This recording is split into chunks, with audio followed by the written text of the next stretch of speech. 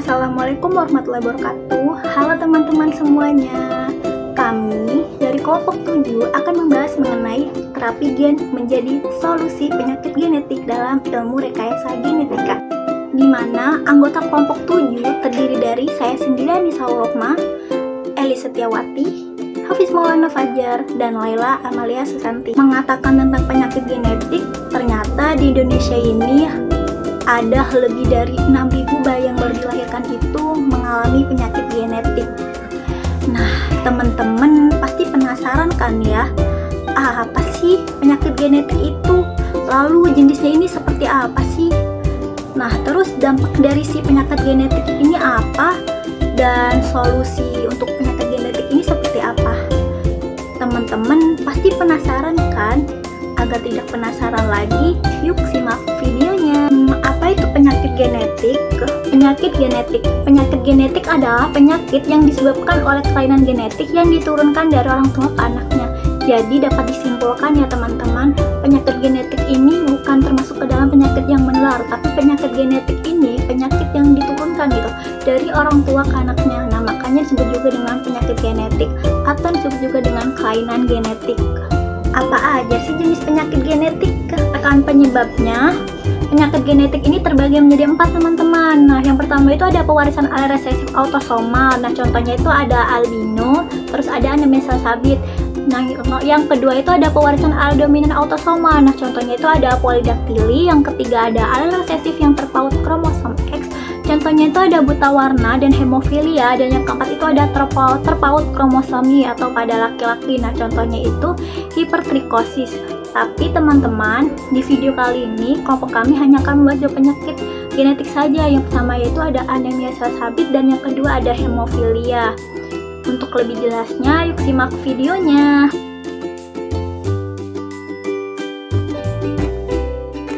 Anemia sel sabit merupakan suatu kelainan pada darah yang disebabkan karena adanya perubahan asam amino ke-6 gitu pada rantai protein globin beta yang menyebabkan adanya perubahan bentuk gitu dari sel darah merah menuju serupa dengan sabit yang disebut juga dengan HBS. Nah, teman-teman bisa lihat ya gambar di layar, di situ ada anemia sel sabit yang bentuknya itu seperti bulat dan bentuknya itu seperti sabit.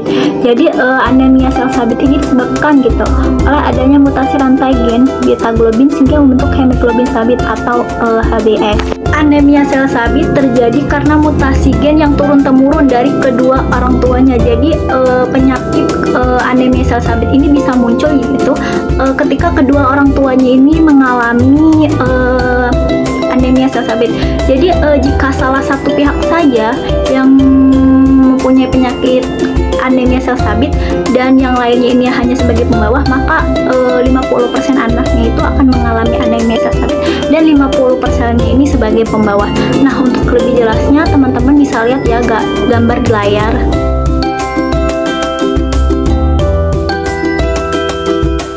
Selanjutnya adalah dampak dari penyakit anemia sel sabit.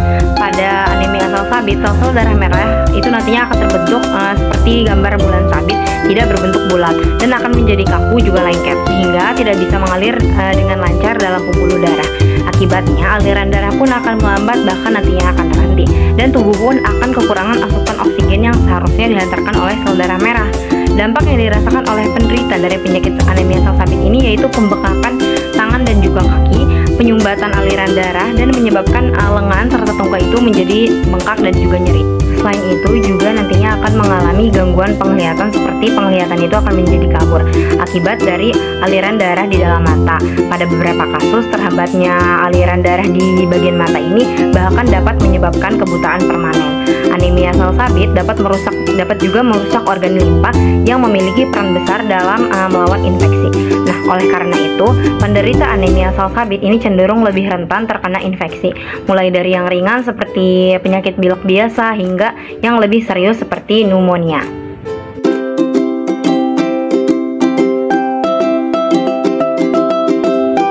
Solusi nih dari penyakit anemia salsabit. Nah, bagi penderita penyakit anemia salsabit itu dapat melakukan pengobatan dengan melakukan terapi gen. Dengan menjalani terapi gen ini biasanya menggunakan sistem stem cell dan virus sebagai vektornya. Nah, ada yang namanya human immunodeficiency virus atau HIV dan juga human virus atau HSV. Dan juga menjalani pengobatan itu dapat juga dengan menjalani transplantasi sumsum tulang, dapat juga dengan mengaktifkan sintesa HbF, dapat juga dengan pemberian agen anti-sicking, dan yang terakhir pengobatan dengan cara penurunan NC/HC.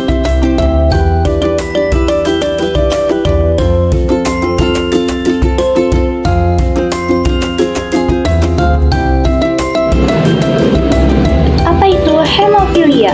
Hemofilia berasal dari kata Yunani kuno yang terdiri dari dua kata, yaitu heima yang berarti darah dan filia yang berarti cinta kasih sayang. Hemofilia telah ditemukan sejak lama. Kata hemofilia pertama kali muncul pada sebuah tulisan yang ditulis oleh Holt di Universitas of Zurich pada tahun 1828. Hemofilia merupakan gangguan pembekuan darah yang bersifat turunan atau herediter terbanyak di dunia saat ini dan didasari oleh penurunan genetik secara X-linked resesif. Terdapat dua jenis hemofilia, yakni hemofilia A dan hemofilia B. Hemofilia A dapat terjadi akibat adanya mutasi gen faktor 8 dan menyebabkan defisiensi faktor 8, di mana faktor ini dibutuhkan dalam pembentukan fibrin. Sedangkan hemofilia B merupakan suatu kondisi kekurangan faktor 9 yang dibutuhkan juga dalam proses pembentukan fibrin. Terlihat pada gambar di sini, hemofilia penyakit kelainan langka pada darah di mana darah tidak dapat menggumpal atau membeku secara normal. Hemofilia disebabkan oleh mutasi genetik yang menyebabkan darah kekurangan protein. Penyakit hemofilia dapat memiliki dampak yang signifikan pada individu yang terkena. Berikut adalah beberapa dampak dari hemofilia.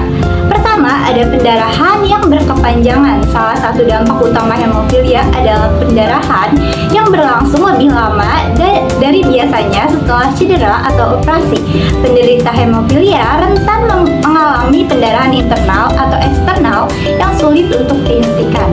Hal ini dapat menyebabkan nyeri, pembengkakan, dan resiko infeksi. Kedua, ada pendarahan spontan.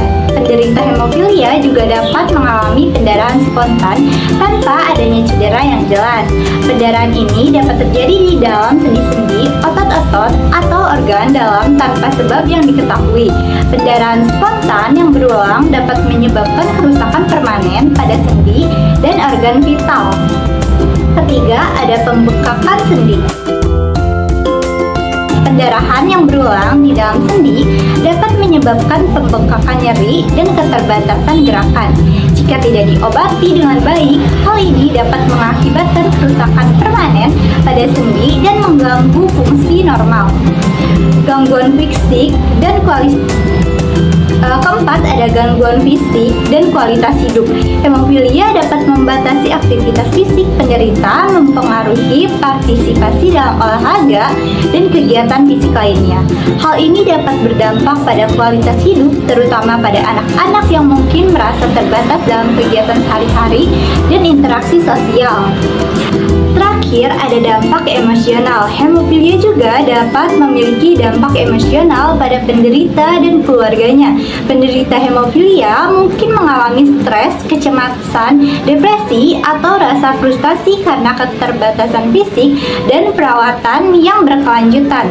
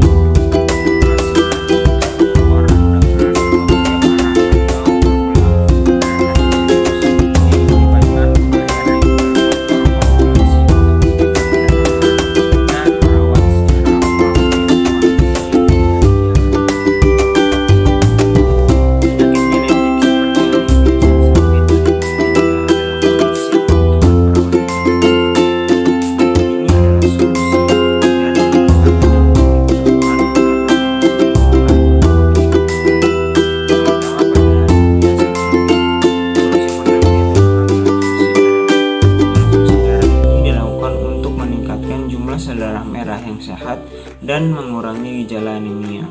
Transfusi darah rutin dapat diberikan pada individu dengan anemia sel sabit berat atau ketika gejala parah muncul.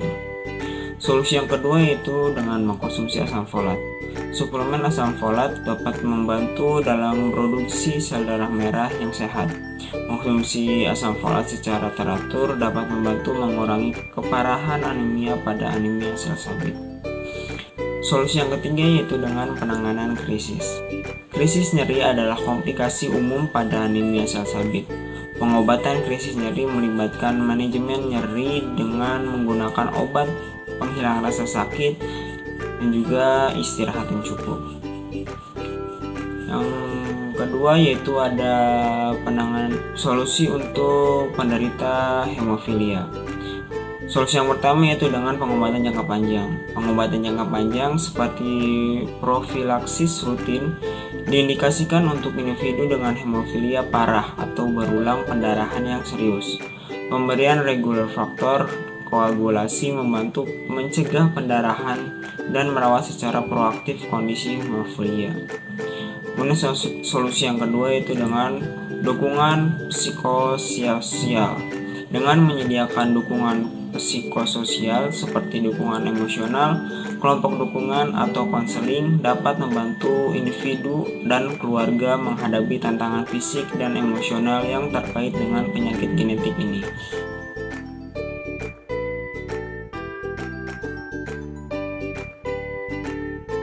Genetika.